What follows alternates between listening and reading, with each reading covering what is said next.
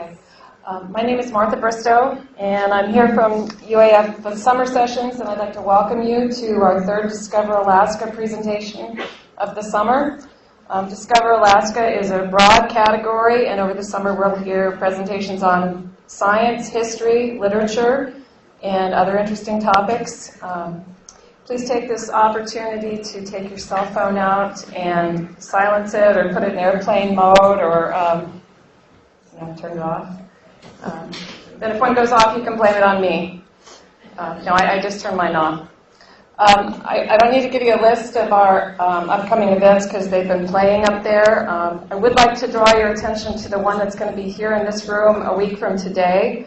That one is the next in the Discover Alaska, and Dr. Ben Potter, a UAF anthropologist, will talk about early Alaskans, and he'll give some highlights about recent discoveries in the Upward Sun River and Mead anthropological sites, and those are ongoing current excavations in the interior, so that's pretty exciting. And I also wanted to let you know more about that class that we still have room in. If I had time, I would take it. This is the wildlife photography in Denali National Park with Richard Murphy, who is the former photo editor of the Anchorage Daily News, and this is learning wildlife photography from a master. So the course fee is $650, and that covers food, lodging, and transportation for 4 days, and I believe it's July 23rd through the 26th. And you can call us or look at the summer session site if you're interested. We have a sign-up sheet in the back on that little yellow pad by the door. If you would like to give us your email address, we'll send you updates on summer sessions activities. There are over 41 lectures this summer, all very interesting, lots to do here. But back to tonight. Tonight it is my pleasure to introduce Judge Niesje Steinkruger, retired Superior Court Judge from the 4th Judicial District in Fairbanks. When she was in law school at the University of Nebraska in the mid-1970s, she planned to move to Seattle to do tax law. Those plans changed in 1975 after an impromptu interview on campus with a Fairbanks attorney. I learned about this afternoon. I listened to an interview that Niesje's husband, Roger, did with StoryCorps. So this is actually an archived interview. It's very interesting. But she recalled coming to Fairbanks for further interviews, and this was in 1975. Wild and woolly Fairbanks, pipeline era Fairbanks. Many of you remember how wild and crazy it was. She decided to move here anyway. So she has worked as an attorney in private practice, as well as a public defender and an assistant attorney general. She was appointed to the bench in 1988 and served until 2007, when she retired. The word retirement conjures visions of beaches and relaxation and those kinds of things, but not for everyone. Judge Steinkruger has taken up a number of activities, and one is as a volunteer for the Morningside Project, researching legal aspects of the history of the Alaska mental health issues and sanity hearings. Morningside is the name of a hospital in Oregon where a number of mentally handicapped Alaskans were sent for treatment. And tonight we're going to hear more about that. So please help me welcome Judge Niesje Steinkruger.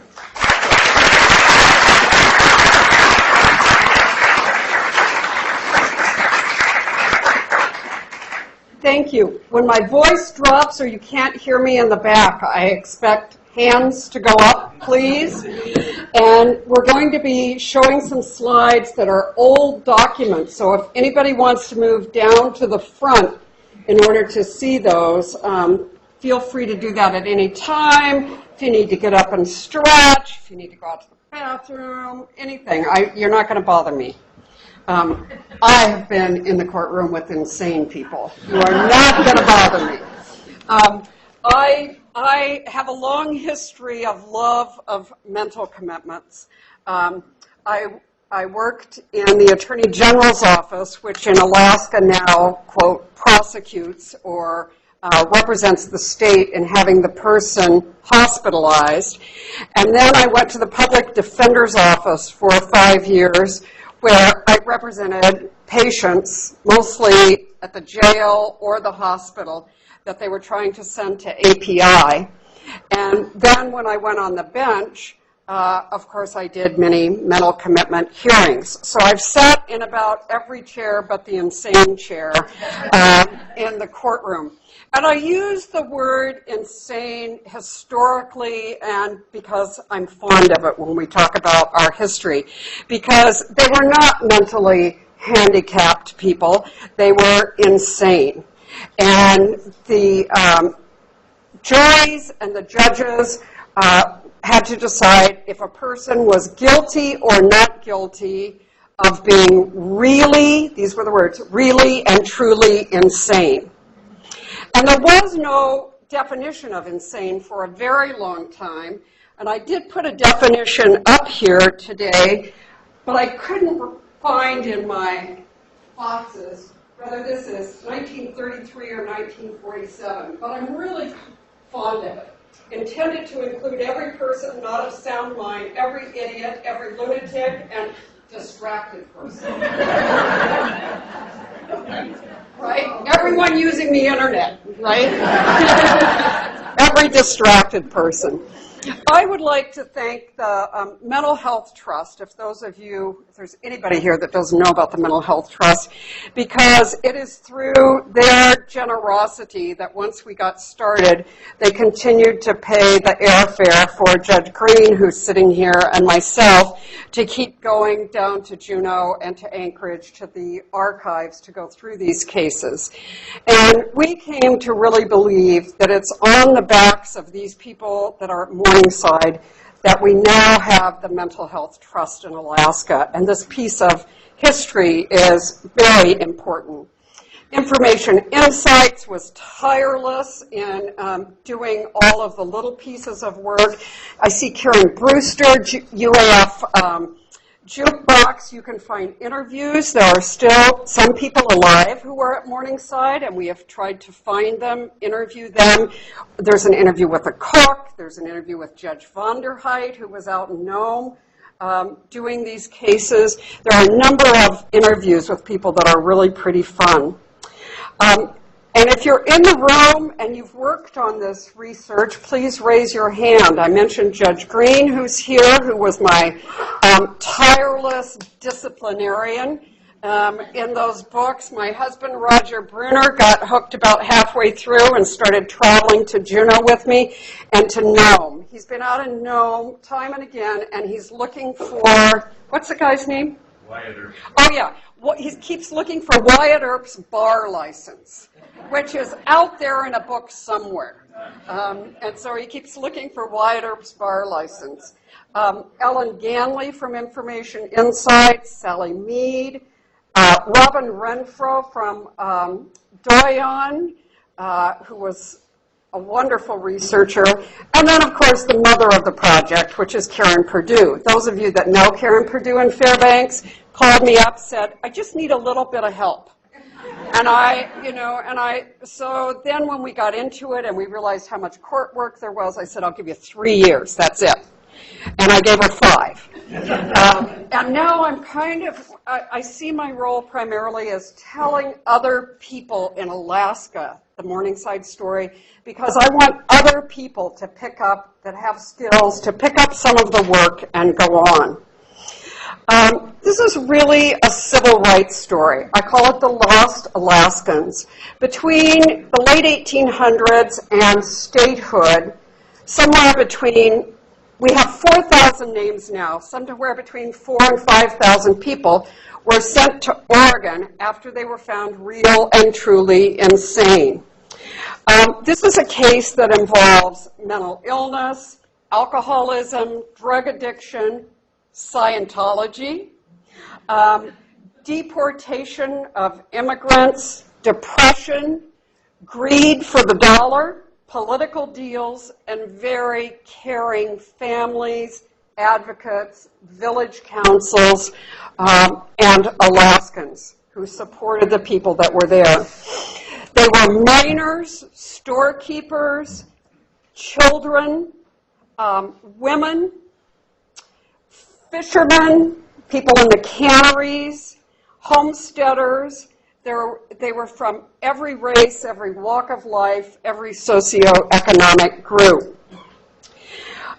These Alaskans were found real and truly insane, and the verdicts mostly say guilty or not guilty. The reason I call them the Lost Alaskans is that there's no list anywhere. And this started with Karen Perdue looking for the records of her uncle when he came back to Alaska in the 70s. And she couldn't find anything. And what happened was Morningside Hospital, which is now a shopping mall parking lot in Portland, had burned down, and the records burned with it. And there was no list kept in territorial government or in the Department of the Interior of who the people were that went from Alaska. So we started at the very beginning. We had wonderful volunteers researching at the National Archives in Washington, D.C. and Anchorage. We found things like Department of Interior records, billing records, audit records. Sometimes when a census is released, we could find who was at that address on that particular date. And then we hit the mother lode, which was figuring out that in order to be shipped to Morningside, it required a court order. And that's when the skills that Judge Green and I have came into use, because there had to be a court order or the Department of Interior would not pay, because it was the federal government paying. So it was only when a judge ordered it, then the Department of Interior would pay. So it had to have a procedure to get to that. And that's when we began looking for names in court records. Can you put the first slide up here for me? Here is what it looked like before Portland was a big town. You can see it's out in the country. They called it a work farm because they grew things there. And that's what it looked like in the old days. Can you go to the next one? And here's a close-up picture of Morningside telling the Department of Interior about itself. This is 1914. And it tells about one of the resident physicians is over here on the balcony. We're kind of fond of the guy with his arms up like he's trying to get out. And this stayed pretty much consistently as the place, with some additions as they added on different wings throughout the years up until it went away in the mid-70s. The other place we found some records were death certificates and newspapers. I'll show you some newspaper articles. Newspapers really are my favorite because, unlike today, these were not closed proceedings. So in the Newsminer, you can find so-and-so sent to Morningside or so-and-so back from Morningside. And there would be these little articles, kind of like a social note, in the newspaper that someone came and went. When we first started in the late 1800s and early 1900s, there were not sanity cases as we know them, and we had to start looking in guardianship cases and criminal cases to figure out what was going on.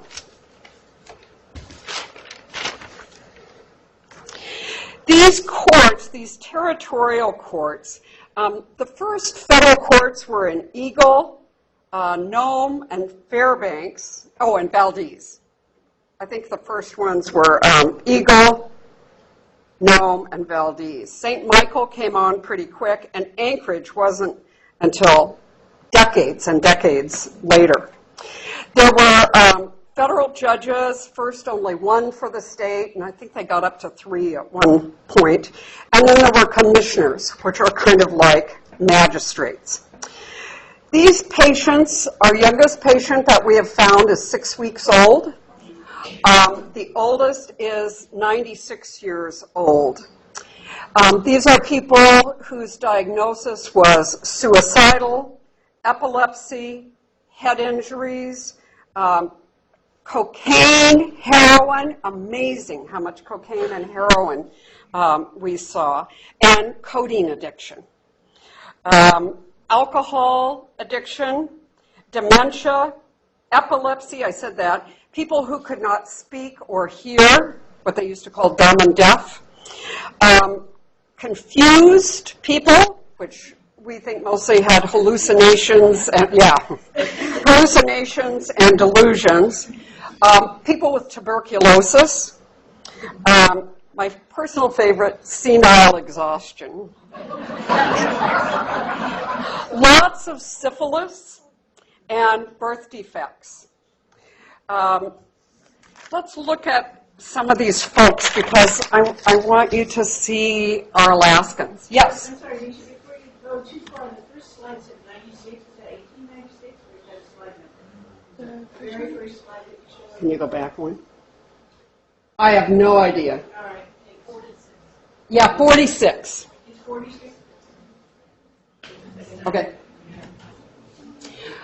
Here's the medical director and a group of Eskimo Alaskans, Christmas 1920 at the Morningside Hospital, Portland, Oregon. There's somebody's grandma. There's somebody's mom. I would like those people to be able to find these pictures. Let's do the next one. Dr. J.W. Lucky, first physician, nurse, and patients, Morningside Hospital, 1920. Christmas from north of the Arctic Circle. Always happy at Morningside Hospital. Christmas 1920. There's a picture of children outside. Notice how, even for that time, when people were having their picture taken, they got dressed up in white, starchy clothes, and that's what's happened here. Let's go on. Native tubercular children. These children are cared for in their own department at Morningside Hospital. You like the tie? They put a little tie on the little boy. Yeah. This is the women's ward. It says it has recently been redecorated with colored drapes and spreads to match. Unfortunately, the colors do not show up in the photographs. We consider these living quarters for mental cases under the most favorable conditions.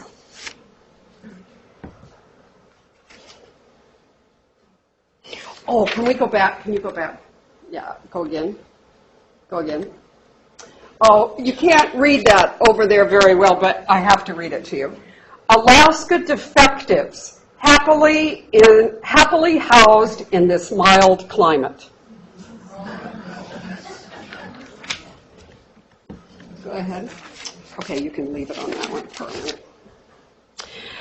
These people, after they were found insane, were transported to Portland, mostly on the waterways, by boat, by dog sled down the rivers, by stage out of Fairbanks, by barge, on ships going south out of Valdez, and later in the 50s and 60s by airplane.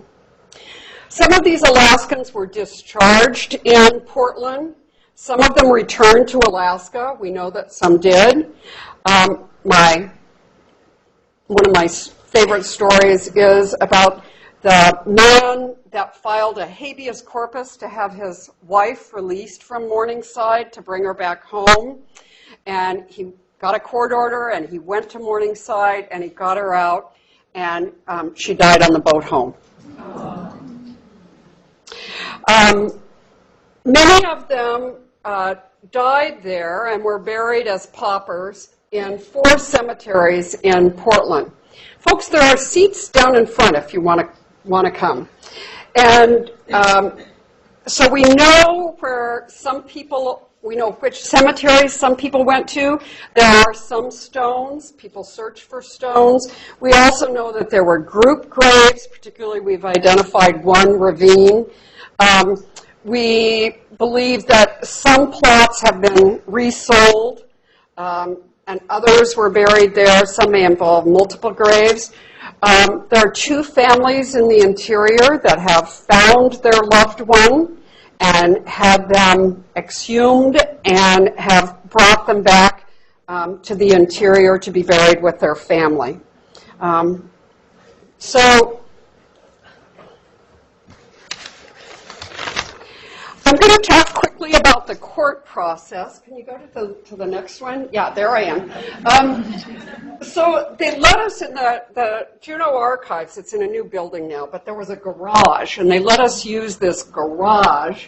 And we would bundle up because they'd take the big door up and down. We had to always wear white gloves. Those of you researchers know this.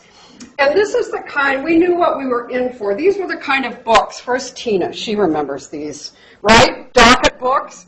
And these are the books the courts used to use way past statehood. And they're about this tall, and they're about this thick. And clerks write in them, or judges write in them. And they are these big books that keep track of court proceedings. And of course, remember, there was no tape recording, there was no stenographer, there was no mimeograph machine. It existed in this book, or it didn't exist at all through territorial days. And these were not organized. These books are in the archives in the order they were sent to the archives. So there's no order to them. You simply have to take one after another down from the shelves and open them up and keep looking. There are some indexes where you can try and find, particularly if you get lucky in the spine, and it's in their catalog as a criminal docket or a probate docket or a civil docket, and you can try and find some. Since we've worked, they've taken... We're pretty concerned about the condition of these books, and they've now taken, each one's going into a museum quality box to try and keep them, because, as you know, there's not enough money to digitize these records or to even begin that work. This court process with court orders involved first someone going to the court and filing a complaint. Quite often it was the marshal, because somebody told the federal marshal about it. Then the court would issue subpoenas for the alleged insane person, the witnesses, a doctor would be appointed. It's amazing that the large majority of these people were seen by a doctor before they went. It's a really amazing part. A lawyer was appointed to represent each of the people alleged to be insane. If they couldn't find a lawyer, it might be a teacher or some other person. They used interpreters, both because there were so many people from other countries and because of Alaska Native languages. Evidence, and sometimes this would happen all in one day. You go down the docket and you're like, wow. The marshal would go out. 6 white adult males would be subpoenaed to come in and be the jury.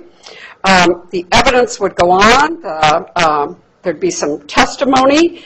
The jury would be charged. They'd be sent to the room. They'd be given a verdict to mark guilty or not guilty. And then they would decide. One of the things that lets you know it wasn't a complete railroad is we were surprised at the number of not guilties we saw. Where people in the community, and I'll show you a couple of those, where people in the community were able to say, weird but not insane, right? We were able to see the number of times that a doctor might be able to differentiate. But remember, this is really before psychiatry. There wasn't much that doctors could do or could offer. And that was true not just in Alaska, but all over the United States. If the person was found insane, a transport order was issued. It was given to the marshal, and the marshal was then required to make arrangements to transport the person to Portland. I'm going to give you a quick history just to tell you how we got to Morningside. In the late 1800s, as there began to be a little bit of law around Alaska, white man's law, people began to wonder what to do with mentally ill people. And we could look to Oregon law, which governed the territory, to apprehend and examine the insane, but what to do with them. There were institutions in the lower 48, and there were in other territories, Puerto Rico, Hawaii, the Philippines, all had institutions for the insane. Europe did, but there were no hospitals here for treatment. The judges and the marshals were very frustrated because they had people, this is going to sound familiar to some of you, who were in jail who really, it was not about a crime, it was because they were mentally ill. But they couldn't keep them in jail without them being convicted of a crime and sentenced, because then the federal government wouldn't pay, because they would only pay for criminals. So they tried to get creative. They charged people with vagrancy and drunken disorderly, and would try and use that in order to get insane people to safety. In 1889, I love this judge, in Sitka, he had an insane person, and he found them insane, and then he ordered the marshal to take him to the government hospital in Washington, D.C. And that cost $1,121.05, which was a lot of money. And that started to get the attention of the feds. In the 1890s, there's rich correspondence between the marshals and the governors and attorneys and judges bombarding D.C., trying to get them to do something about the people in jail. So this continued, and they would have to turn the insane person into a criminal to get them care. And you see this correspondence in the late 1800s that's kind of like what we see today in the letters to the editor sometimes, which is, this seems so wrong. In 1899, a Sitka grand jury convened and had a big grand jury and asked Congress in the name of humanity to provide means to care for the unfortunate insane in our jails in Alaska. In 1900, the Civil Government Code came to Alaska, and the governor of Alaska was given authority to bid and contract with an asylum west of the Rockies, and the lowest bid for the care and the custody of Alaska insane. Well, Clark's Hospital in Stockton, California, put a bid in at $25 per patient per month. The Oregon State Insane Asylum, where we had been sending some people in Salem, bid $13 per person per month. And the Department of Interior, someone said, you can't be serious. You can't do it for $13. And then they talked to them, and they ended up with a contract at $20 a month. The problems were not only the transport and the paperwork, but these were one-year contracts. So it was pretty hard for a hospital to keep renewing this. The Western state hospitals got full of their own people. And then Oregon, which we had the contract, got full. And after 1904, they gave notice they would not take any more Alaskans. We know that there were 69 patients in the Oregon State Insane Asylum from Alaska then, and that 31 of them ended up in Morningside. Dr. Coe, C-O-E, began, he was a psychiatrist, I think, and he began to take care of the mentally ill in his home. His business went by several names, and you'll see them in the records. The Sanitarium Company, Crystal Springs Sanitarium, Mount Tabor, and then Morningside. He bid $40 per month per person, and the government said, too high. And then there were a lot of negotiations, and he said he would go lower if they'd give him a multi-year contract. And and that's what it turned out. It turned out to be $30 a month approximately per person, and he got a 5-year contract. The Nelson Act in 1905 in Congress gave us a jury of 6 white males, a finding that people should be real and truly insane, made sure people had a lawyer at trial, were seen by physicians, and that it was a unanimous verdict. It created something called the Alaska Fund, which was dollars from liquor licenses, cigar licenses, trade licenses outside of incorporated towns in Alaska, and 5% of that was to go for the care of the insane. The rest of it was mainly to build roads, kind of like now, right? In 1911, we began to see those letters and stories from patients in newspapers. And a kind of hero of mine is Tom Clark, the first territorial governor, because one of the things he did when he started getting letters is he got on a plane and went down there. And he went to Morningside and he set up an investigation. And although not much happened, he at least went and looked what was happening to Alaskans, and you can see that correspondence in the archives. Nome, as always, was a hotbed. And the Nome Nugget, which many in this room love, including me, people from Nome began writing, and it ended up with this flyer that went around the country called A Plea for the Helpless. I'll read you just a little part. They're letters from patients. I will here relate a little of my own experience. A short time before I went into the kitchen to cook one day, while I was walking around the grounds near the side porch, I heard Jimmy Cryon calling for help from someone, and knowing him as I did in Nome, before coming to this institute, I immediately went up on the porch where the attendants had put handcuffs on him and tied him flat on his back on a rack made of lumber about 2 1/2 feet high, 6 1/2 feet long, and 3 feet wide, made something like a couch.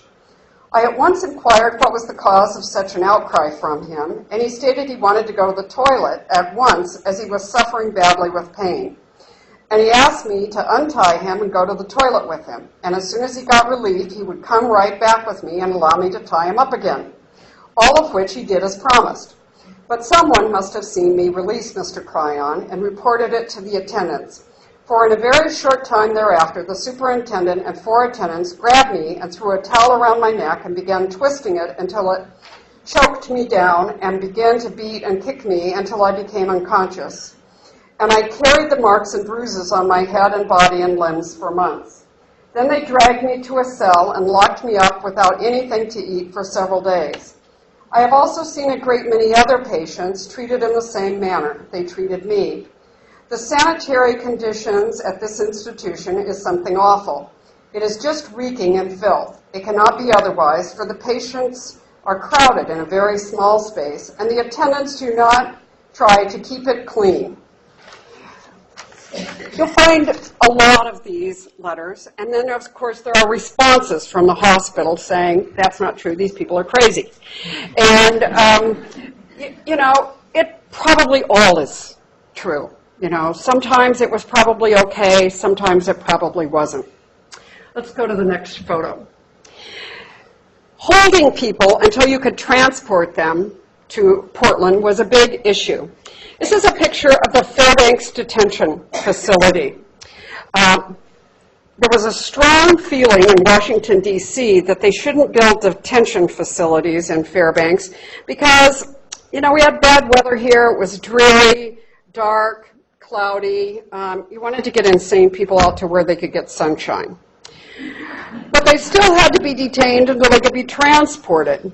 And in the interior, it was not unusual for someone to spend 6 months in jail. And they needed a holding tank or a detention center because, as the newspaper said, there are dangerous lunatics at large. It was a long struggle, and Nome and Fairbanks eventually were funded for a detention center in each place. And this is the one that was eventually built in Fairbanks. It was the corner of Turner and 10th. I don't know exactly where, but if you think of it, Turners between the two units of the townhouse apartments, as you go down 10th, past Joe Sheehan's office, then Turner, and then it dead ends into where the new police department, where they keep the bikes. So it was somewhere right around there. It was on 1.25 acres, which is really big. It had a porch and a first floor balcony and a padded cell.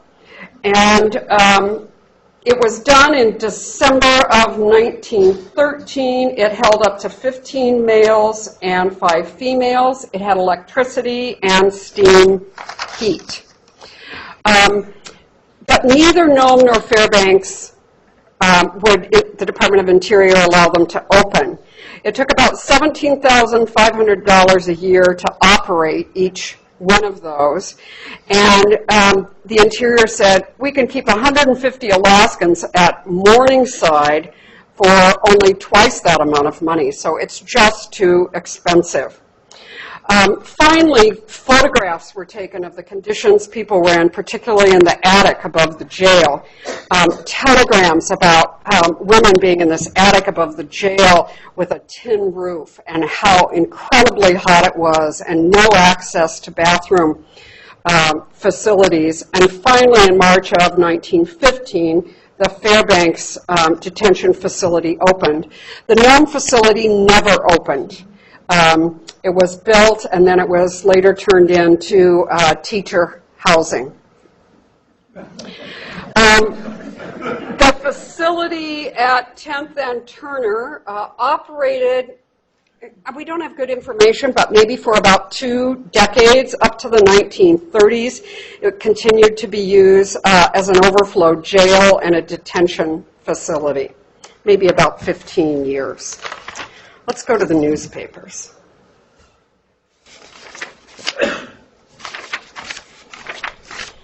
This says prisoners are taken outside. This is December 7th, 1911. My good friend Karen Erickson and court clerk extraordinaire, of course, has found these. And it says, not enough snow for runners and wheels. Oh, for runners, and wheels are used once more. The oil stage out of Fairbanks this morning went out on wheels again. The experiment of using runners not being successful with no more snow has fallen to date. Today's stage, which left at 9 o'clock, was completely filled with prisoners and their guards. Connections will be made with the Alameda leaving Cordova December 16th. It gives the names, including Sam Bonifield, who was a banker here that I'll talk about in a little bit. It gives the names of all the insane people that are going to Mount Tabor Asylum. Let's go on to the next one. Insane patients soon to go outside. Marshall Love is perfecting arrangements to send the 4 unfortunates to the Oregon Asylum as soon as the grand jury takes action in the case of Mrs. Blanche Duval. Who knows about Blanche Duval? Oh, man, do you just love the name? Blanche Duval. And Blanche Duval, the whole Blanche Duval story, Michael Carey does a great thing about Blanche Duval. And she had one criminal incident with a drummer, and I can't remember all the details about that, and then she shot the sheriff. And people, got mad about shooting the sheriff. And then she was found insane.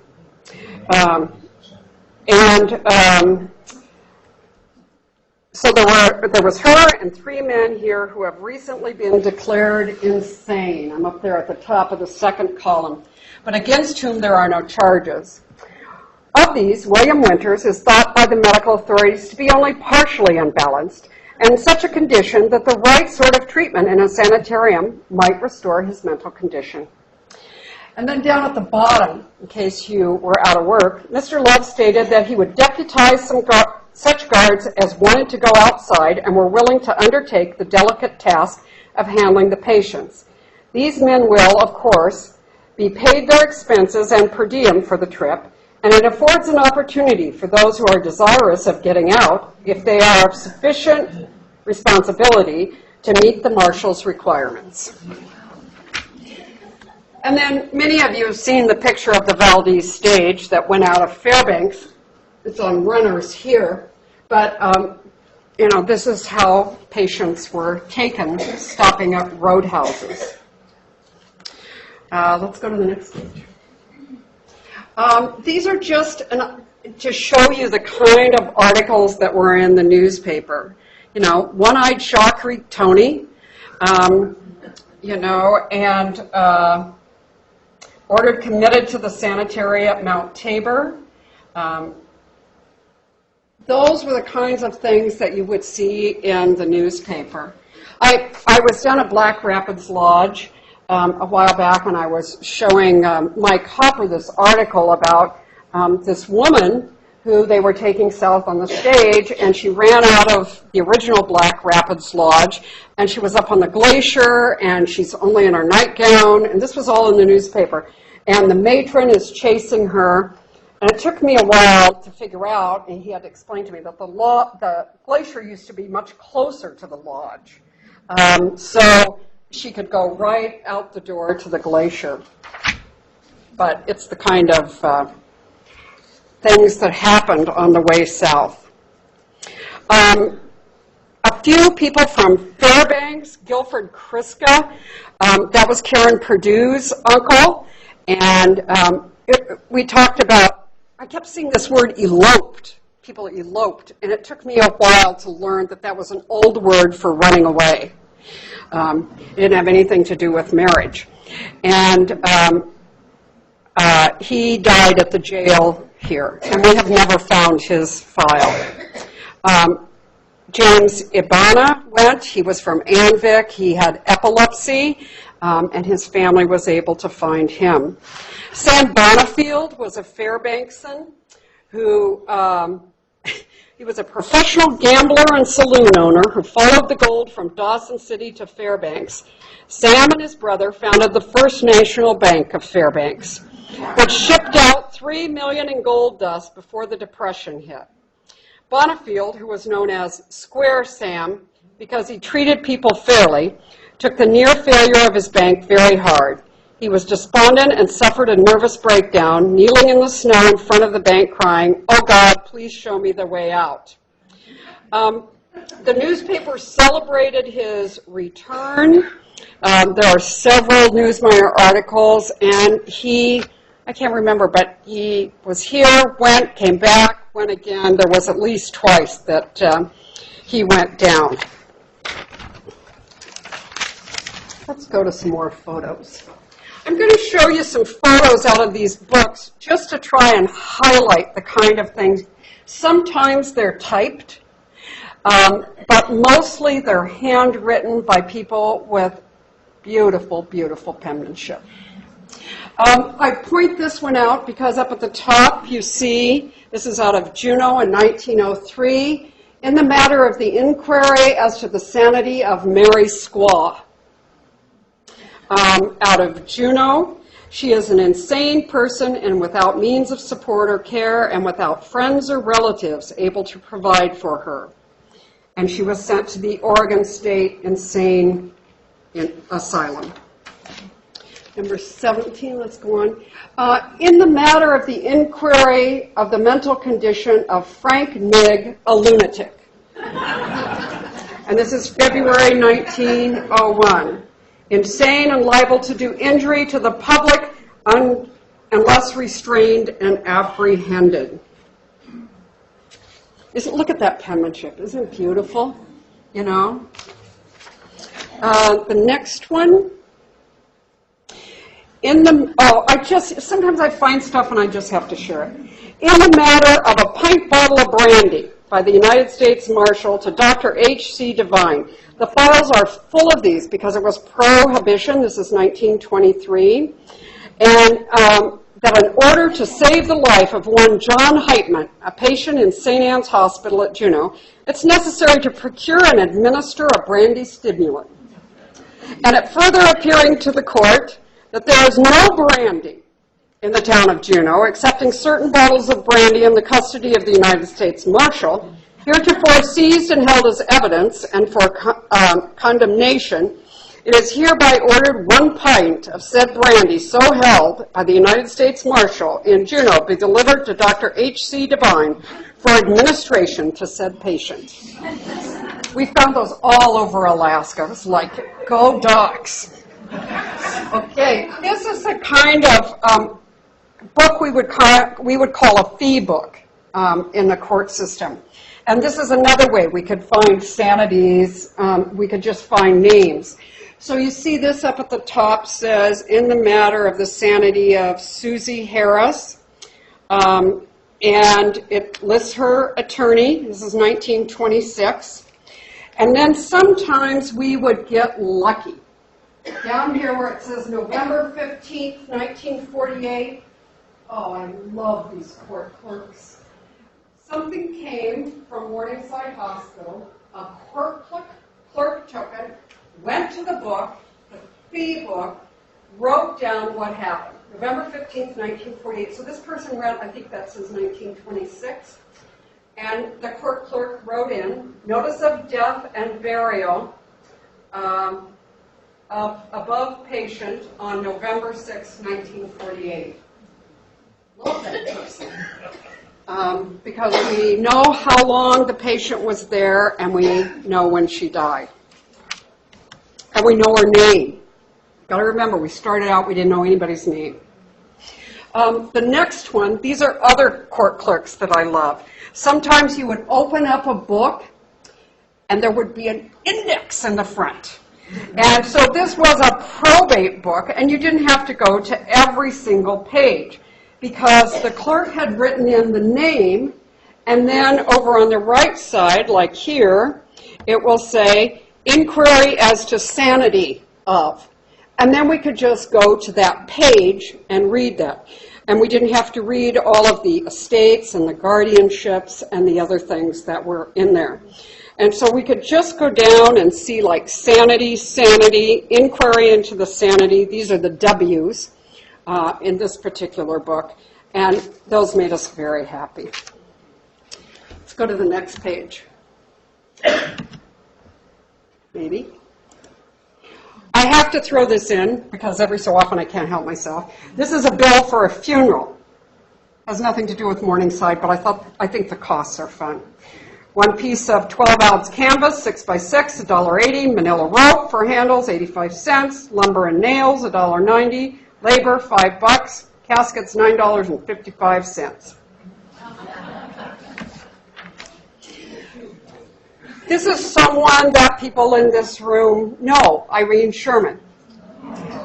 And this is when she was 15 in Juneau. And this is a wonderful story. So you see up at the top, Irene Sherman, age 15, education, nil, occupation, none, religion, unknown. You go down here where it says disease, mother insane, now in asylum. Habits of patient as to alcohol, opium, and narcotics, temperate.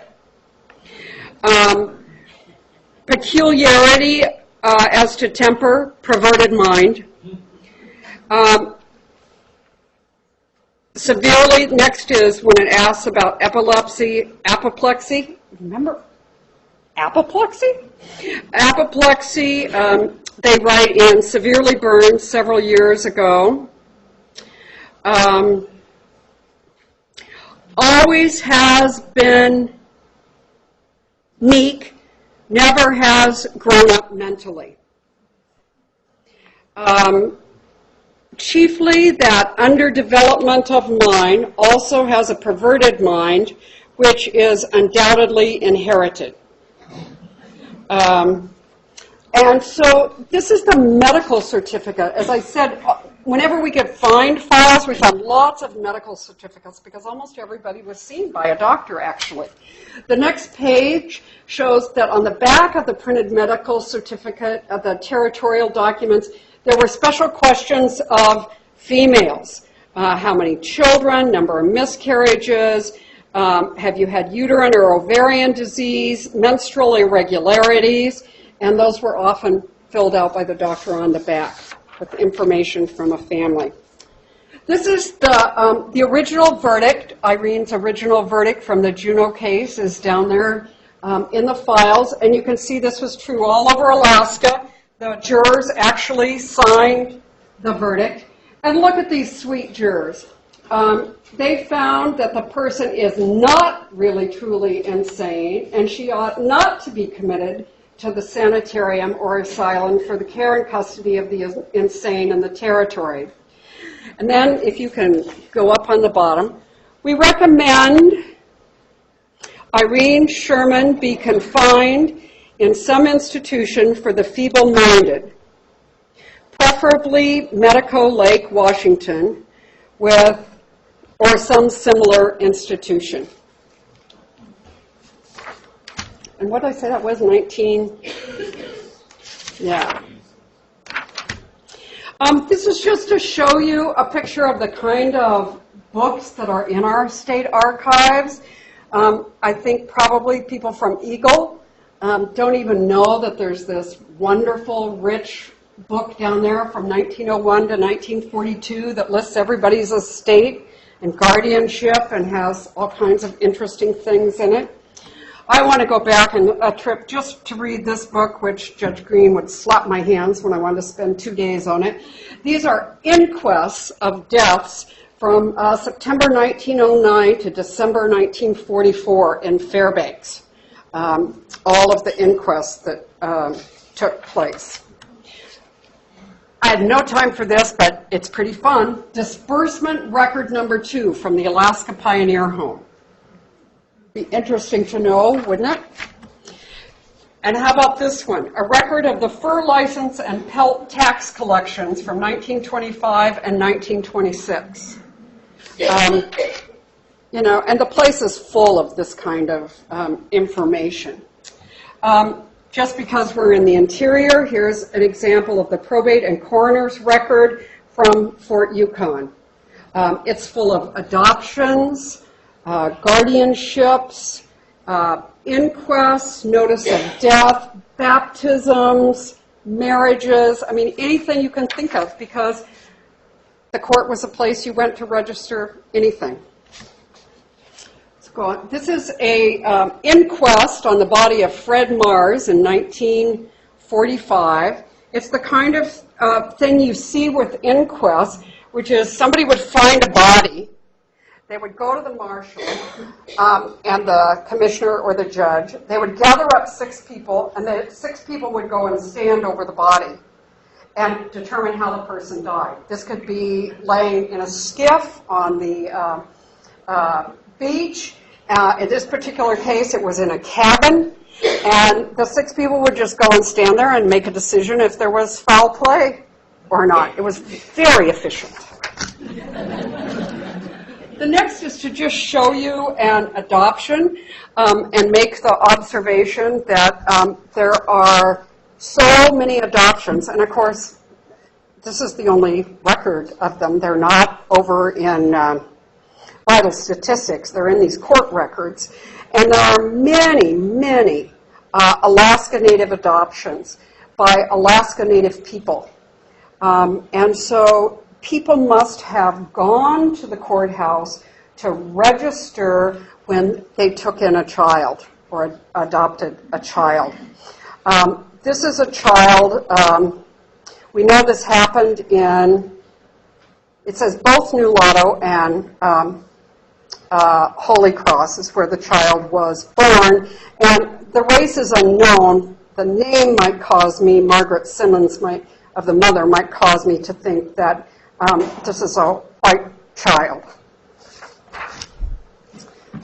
The next is Little William of Koyuk.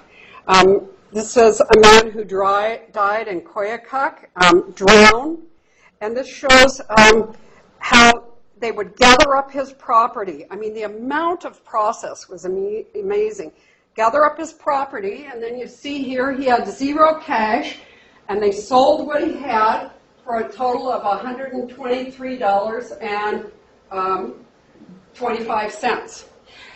They also had to pay $15 because there'd been a rumor that the year before that he'd been giving away things to his relatives, and the marshal had to go to, I can't remember which village, can we see it? One of the other villages to check up on it. Here's an example of one happening in one day. I can see down the side by what's written that everything happened from the complaint to the verdict and the transport order in one day. She had an attorney. She was seen by a doctor. This is the kind of thing that just makes me so happy, again, at those court clerks, because here's a page in a book, but a court clerk has stapled in the verdict, the original verdict, that's the page underneath, and then we know that Morningside would send a letter, and a copy went to the governor and a copy to the clerk of court saying what happened to the person when they died or they were discharged. And some of those clerks would just staple that right into the court book. And that's where families really get a lot of information. You'll see at the bottom it talks about an autopsy. I don't know what that was about. That's one of the things I'd like somebody to figure out, but we do know that there were, almost everybody had an autopsy. Here we are working in the garage, and you can see these books are on big rolling shelves in the back, and they would let us bring them out a few at a time on these carts to look at. I find the telegrams particularly delightful. If you think about how people communicated from a village or a town to get help from the marshal. Here's one, a veteran of World War II from Barrow, believed to be insane. The brother desires he be treated at a VA hospital. And then the telegram that follows is saying a deputy will arrive as soon as possible from Kotzebue and take the patient into custody. This one is out of Nome, and lawyers got smarter about how to help people, and we still see this today, which is delay. If you could, and we started to see this in the 40s and 50s, if you could get people to stipulate to continuances and your patient was in a hospital or getting any kind of treatment or might sober up or might get off the drugs, delay kept them from going to Morningside. And so then you would see them come in and dismiss. And here's one, I don't know what happened. I just know that there was about a 6-month period in there in Nome, and when they eventually, or 4 months, when they did get to the hearing, the doctor said the person is no longer insane. And so, sometimes delay is a good thing. Let's see. I'm going to take questions, so I'm going to do a couple quick things here at the end. Let me tell you about Marianne Cost from Cape Nome, 1943, insane and at large. She is 6 years old. The witnesses are her father, John, Mrs. John, the Indian Services, Health Services nurse, and a doctor. An attorney was appointed for her, 6 adult males. There was a jury, and the verdict was that she was insane. Of course, we all know there was some medical issue and that her family was unable to care for her. We see that sometimes you'll see a resolution from a village council asking for help, either for a family or for someone in the village that they can no longer feel safe with or that needs help. Here's Martin Koyuk from 1951, charged with being real and truly insane. The judge and the marshal traveled to Teller, Alaska, served the 9-year-old boy, and they held the hearing at the schoolhouse. Martin is not only actively tubercular, but he is a public menace. He is feeble-minded and is unable to talk or understand. His mother is tubercular as well. Dr. Chalmers is interested in having him hospitalized where he can be taken care of because of his feeble-mindedness. Doesn't your heart go out to them? Here's one from Little Diomede, and I love this hearing because one of the jurors asks the doctor or asks the neighbors a question. It's a woman. Is she a menace or is she a nuisance?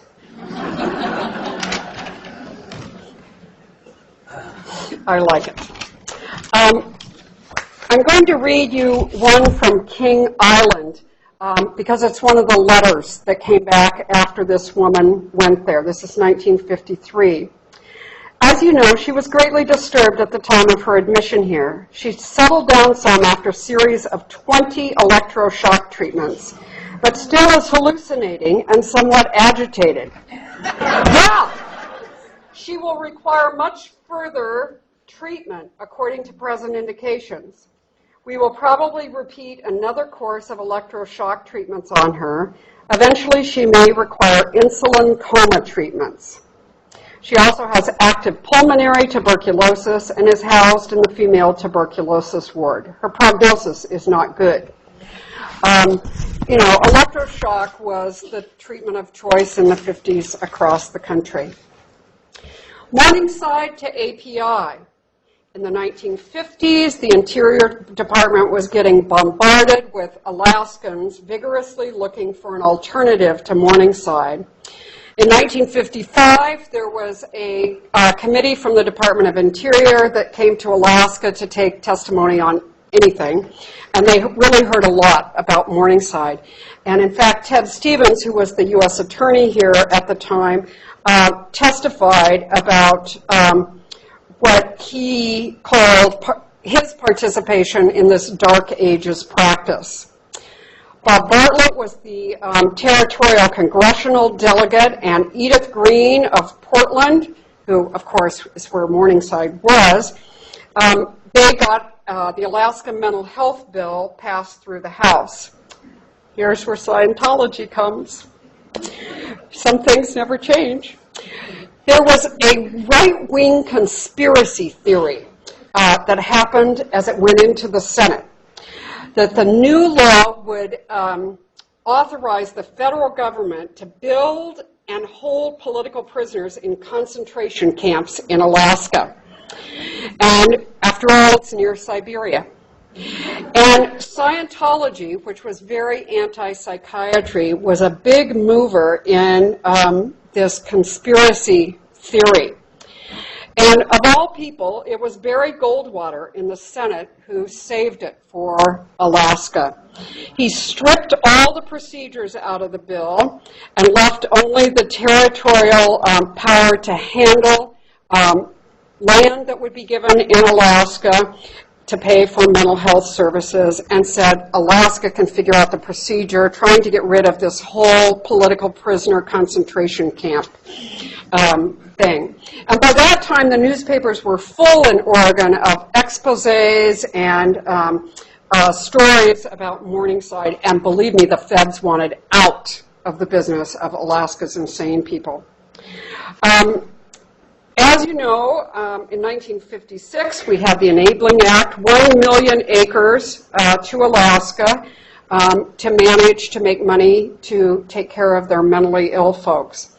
Many of you in this room know the story then. The legislature, the trust was never created. The legislature gave out the land both to individuals and to government agencies, and it was only after the case of Weiss versus State of Alaska, which was brought by Steve Cooper before he was governor here in Fairbanks, that the courts were engaged to intervene and eventually ordered the trust reconstituted, both as to the land and the money. And there eventually was a big settlement.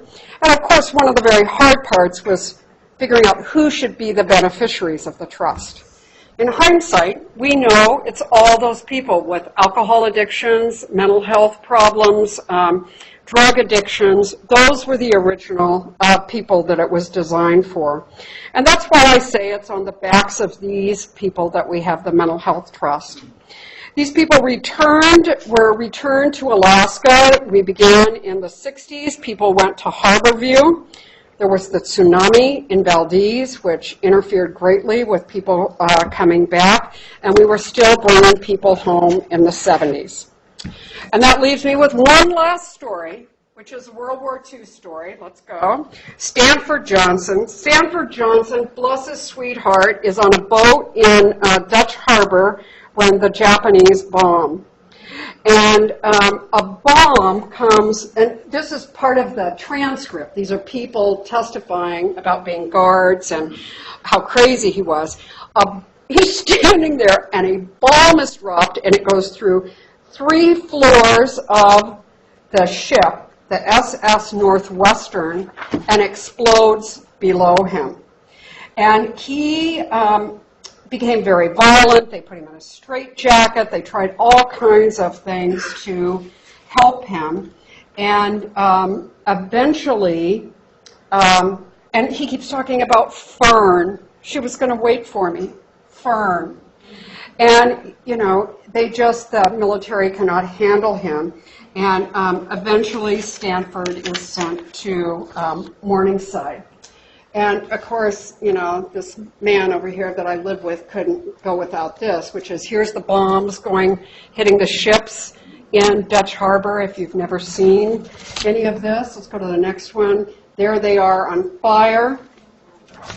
And here's the last one is what the SS Northwestern looked like after it had been bombed. So you can see poor Stanford, you know, can you imagine that bomb comes by you? Amazing. There is lots of work for people to do. In my dreams, someone would write a wonderful little forensic lesson to go, because we require all Alaskan high school kids to take Alaska history. And this is a lost piece of Alaska history, so I'm hoping someone will come forward. Let's go to the next picture. There are these 2 great guys who volunteer down in Portland, and they look for graves. They look for Alaska's Lost Alaskans.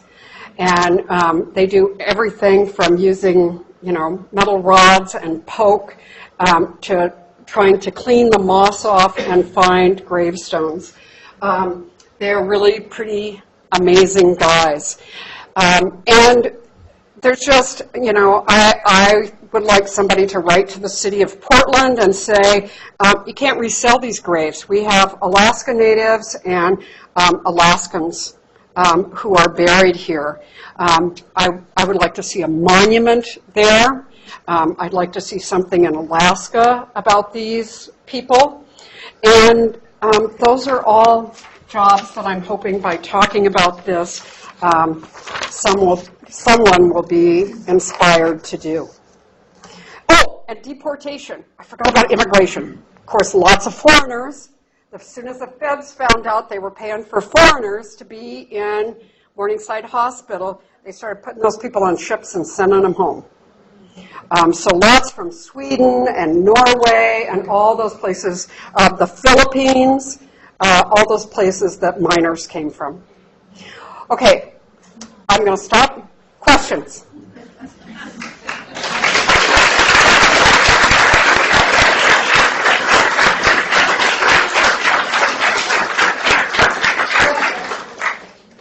Where did you say all of the archived books are right now? They're all in Juneau. In Juneau. And they've been, there's a new library archive museum facility built in Juneau, and that's where they all are.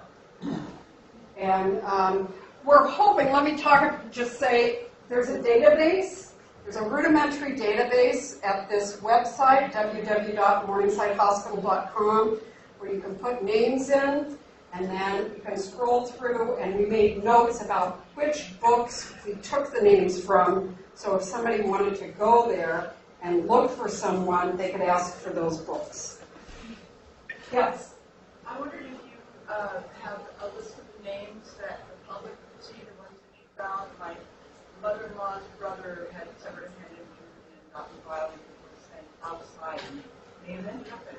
Yes. Go to this website and put his name in. See if you can find something. That's the best way to work, I think. Anybody else? Can you talk a little bit more about this reselling the graves? I don't understand. Well, you're a cemetery. You want to reuse the ground. You want to make money. If there's nothing there, you resell the ground. Everybody else got it? Come on, Dermot.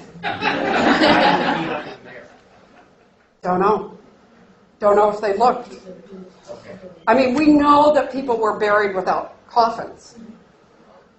Okay. So, yeah. I mean, and we don't know how extensive that was. I mean, I didn't do any research about that. I just read about it.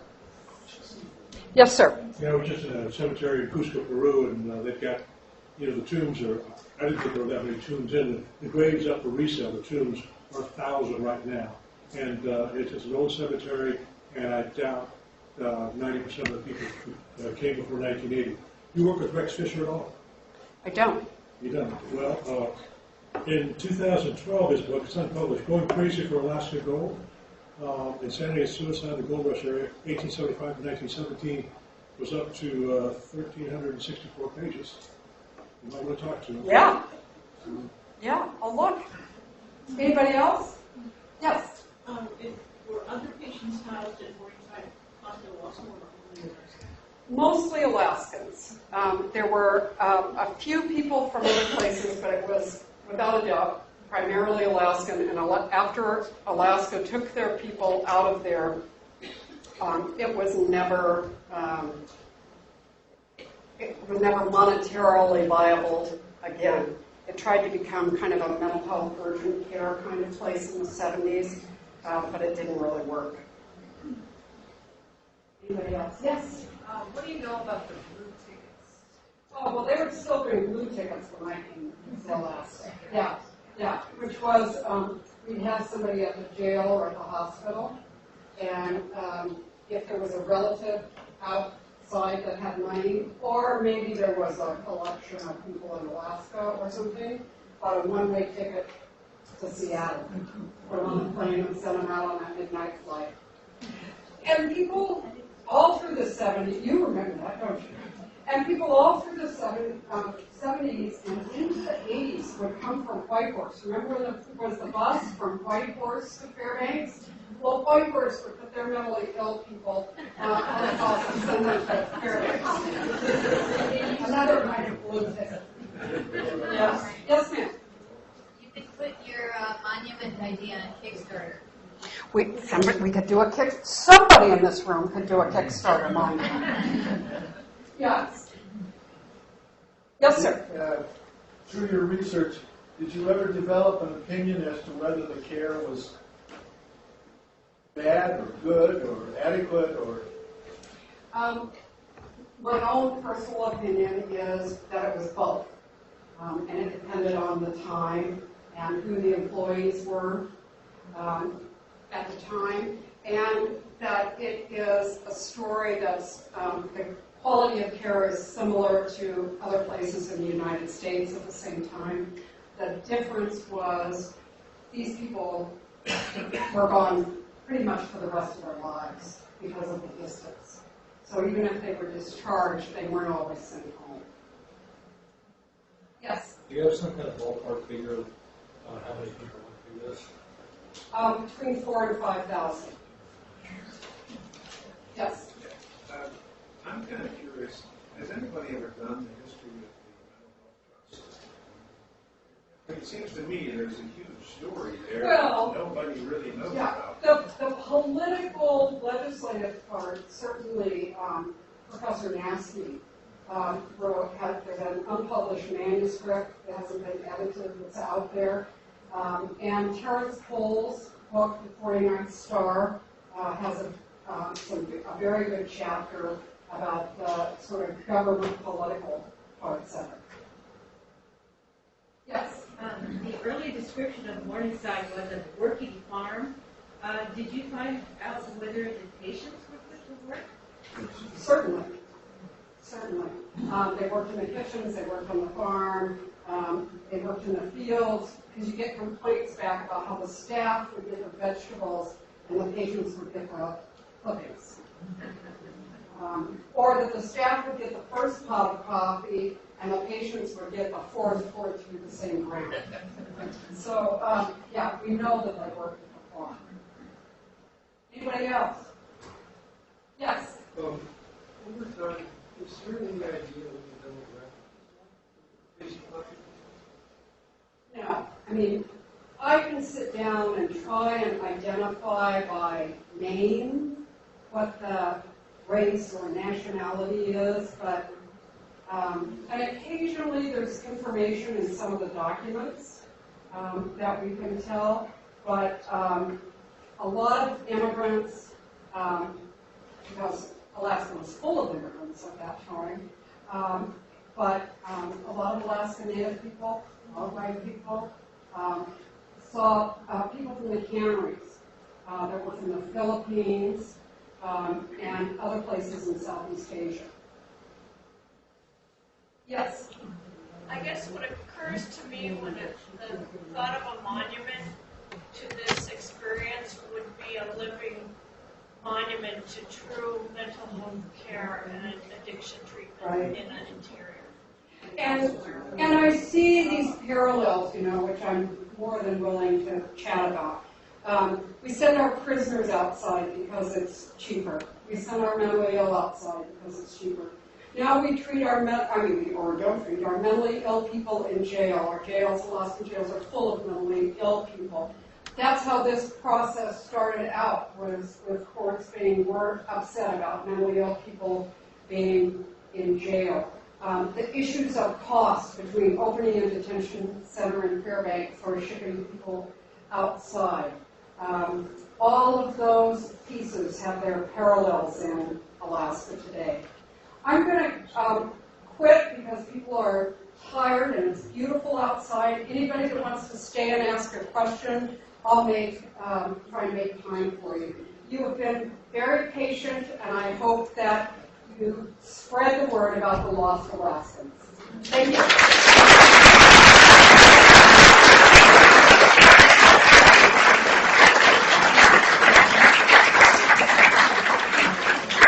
Be sure to go to the website. Lots of history on the website. Thank you. Oh. I knew Mary Ann.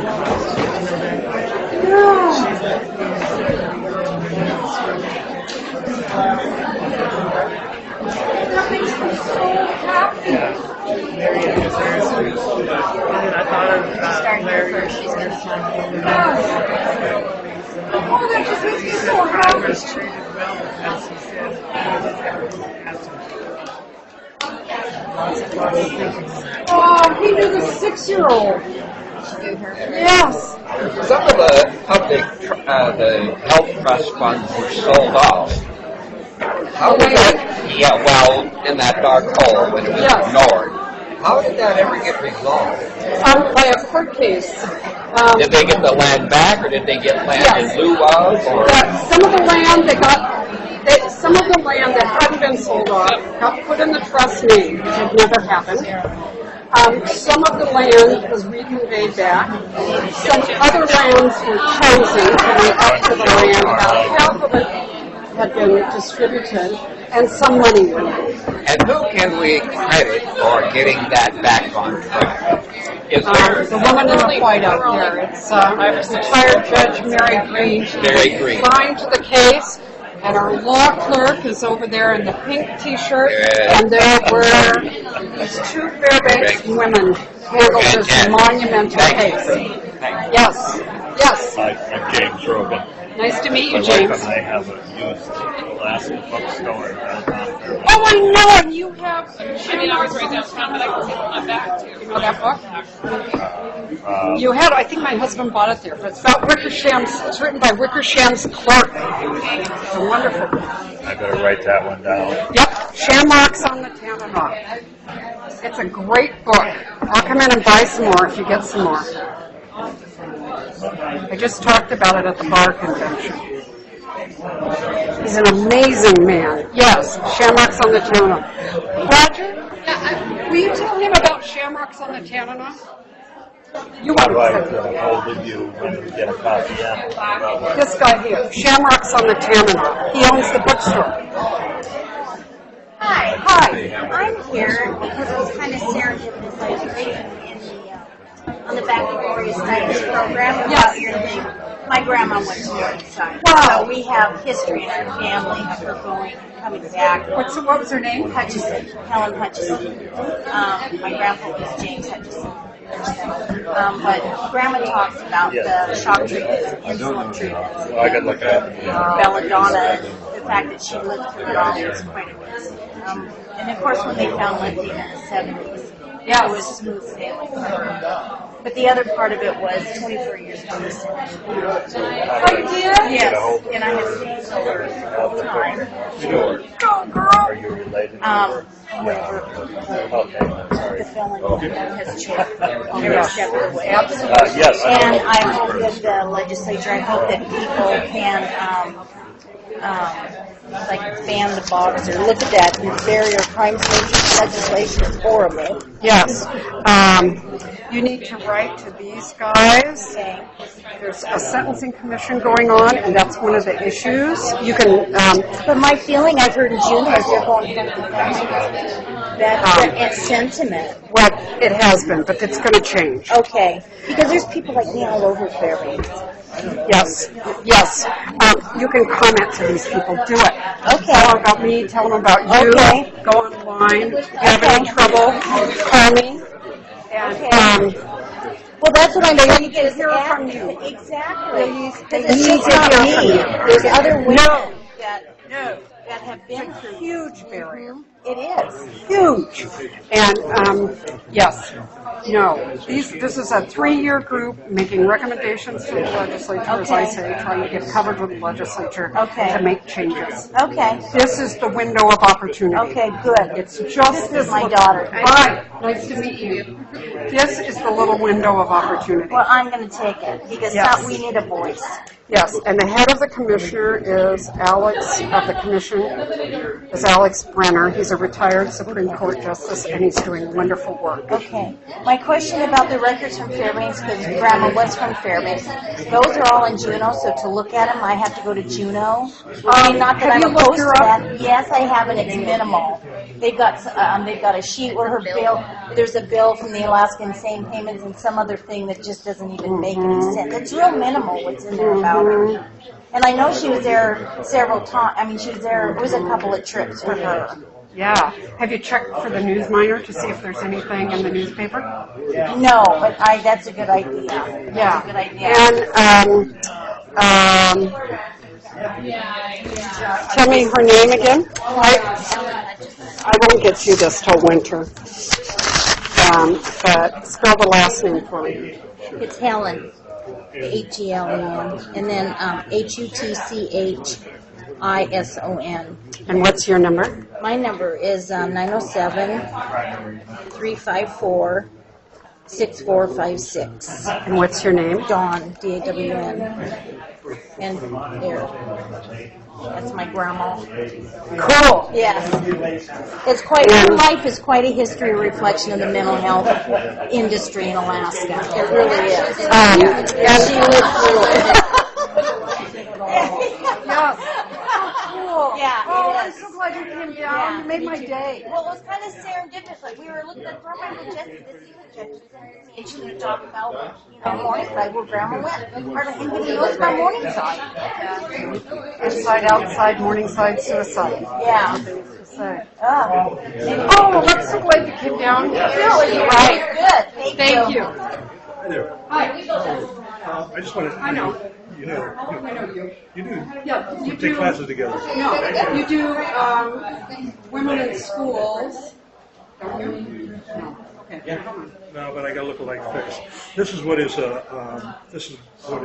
book looks like. Going Crazy for Gold Alaska.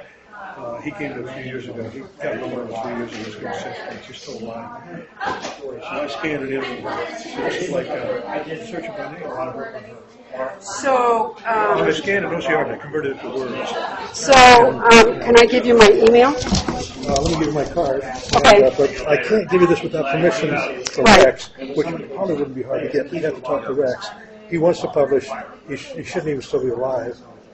That's actually okay. I think I remember hearing about this.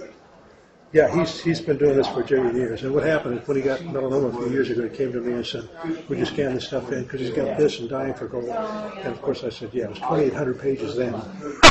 And then I OCR'd it so you can learn the process. And it's a fabulous document for searching for names and posts and all that. So Yes. Yes, giving me this this? stuff is, no, I'm keeping this. Okay, good.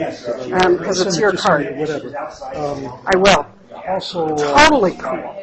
This is how pieces come together. They do. I think that's your building. I'm not sure. It's at 8th and Turner. 8th and 9th and Turner.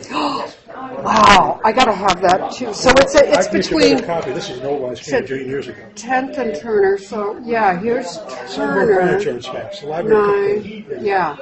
So that looks like. Hey, Raj, come look at this map. He thinks it's at 8th and Turner. But if that really was 1.25 acres. That's about right. But it's a Sanborn Fire Insurance map, and they've done a good job of scanning them in. What's it called? Sanborn. Would you write that down, honey? Just send me, just ask me, and I'll send it to you, and I'll find you a better copy. Okay. But that's what I could find while you were mentioning it. Thank you. Thank you. You have a question, sir? No, You're just hanging with him. Right, I'm working with Rex as well. Cool. Yeah. And he does want to publish, and so you should talk with him. Yeah. What he's done. But see, I'm done, guys. It's time for me to pass this on to others. Well, you're going to outlive Rex. Yeah. Was he a later teacher? Yes. I saw him talk once 3 years ago. Yeah. Get it, actually, the book is out. No. So his first book, Dying for Gold, is out. But that's it's only Fairbanks, and it's and he's expanded that. Far as much as what I did is I scanned it in for him, and then I OCR and converted it to words. So it's word accessible. If you're looking for names of patients, pardon? Where can I get that? You got to talk to Rex. And you know Del Virgin, the library? She's a library in Belmont Library. Adele Virgin. And she stays in. She might know how. And I have my car here, so if that doesn't work. He's supposed to be back in town in a couple of weeks. He's supposed to I be don't know. Where's he going to live? He got melanoma. He was given 6 months 3 years ago. Yeah. So he was singing that in the talk. But because of that, he refused to let me mention the word computer for decades until he was dying, and then he came to me and said, "Will you scan my stuff in?" And I don't like stuff that lost. And he spent his life typing in newspaper articles. And he's got the one going crazy for Alaska. This is the 2012 version, and it's 1,364 pages. And pick a name, pick a site, and because of OCR, I can search the data. I just can't get to the price permission, but I will search for names. So pick a couple, and maybe something will come up. That's access to information. And those books in Juneau should have been scanned a long time ago, and it's not that hard, and it's not that expensive. I do it personally. Right. We never hear the stories about people that don't come back. So all we get is constant negative reinforcement. Thank you.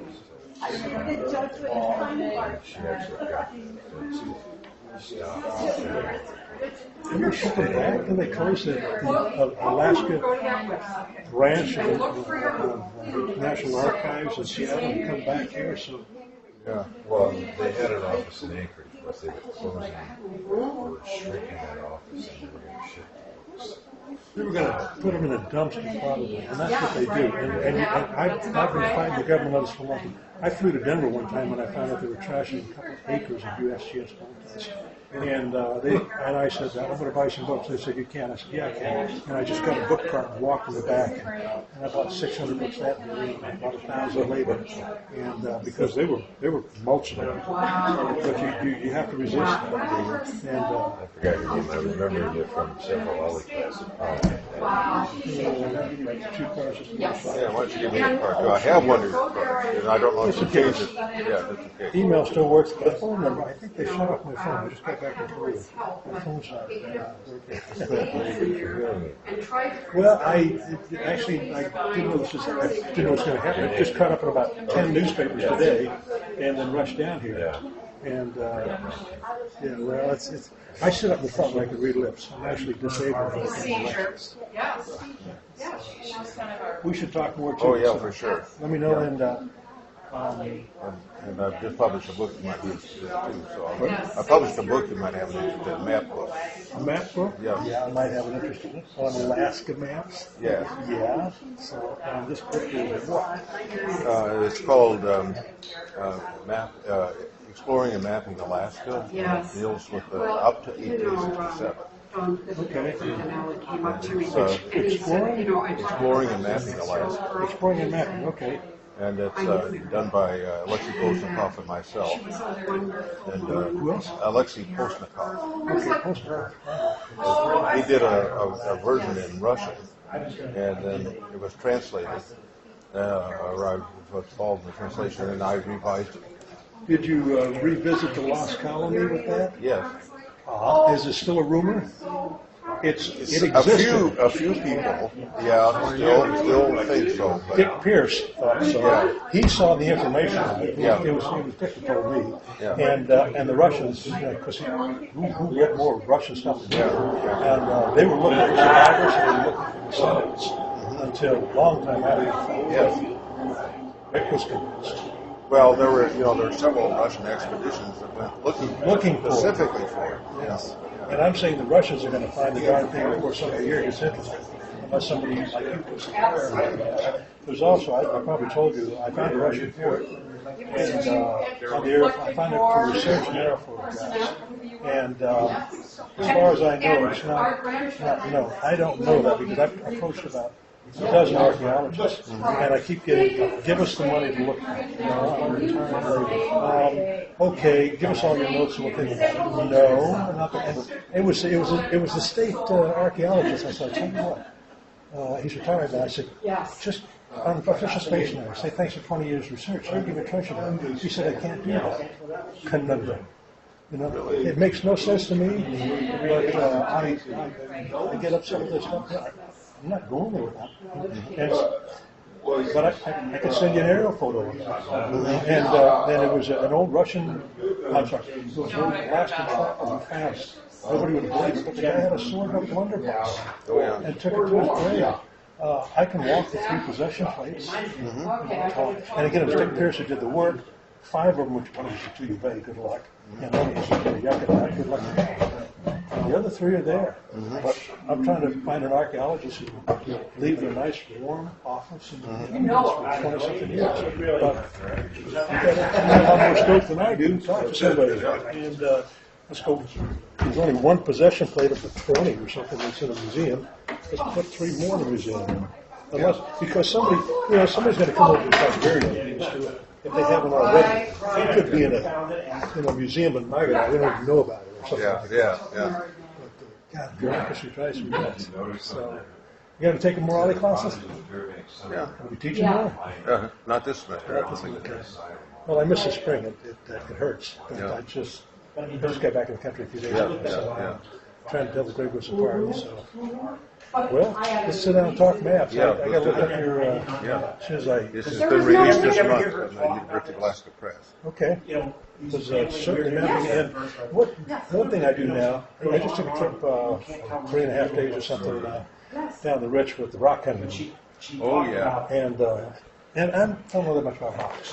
But I give them lectures on how to whatever. And one thing I do is I carry a couple of GPSs and things every 10 meters. So when I get done, it has a tracker exactly what I want. We're going to take an algorithm. Yeah. And something I'm doing now that is I use a Mac, got a brand new Mac, and you got to take screenshots on Google Earth. But that I can work Oh, with really? that Yeah, very because quickly. someday And it's then going to use go. They're going to go out here, and you're going to say we don't have an extra. So I Thank you.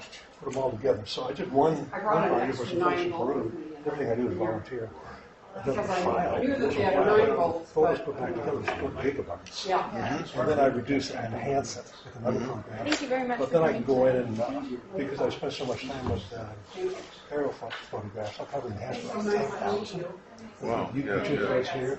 Yeah. In Peru, I was black and white. So I spent never any money for photographs. I probably spent $7,000 in aerial photographs in Peru. You got to explore. You need to use that. You need to know what you're looking at and seeing. And I do. So before I ever go up a valley or someplace, I don't do that much. I'll pick 20 anomalies. And then I'll put them on my GPS because I can do that before I ever go up there. And then 18 of them are 2 of them aren't. And I'll show you how to do it. Let's go out for coffee sometime and talk about that. For sure. Let's do that. Good to see you. Yep. Take Oh, care. I think, well, that was a GAO report that showed,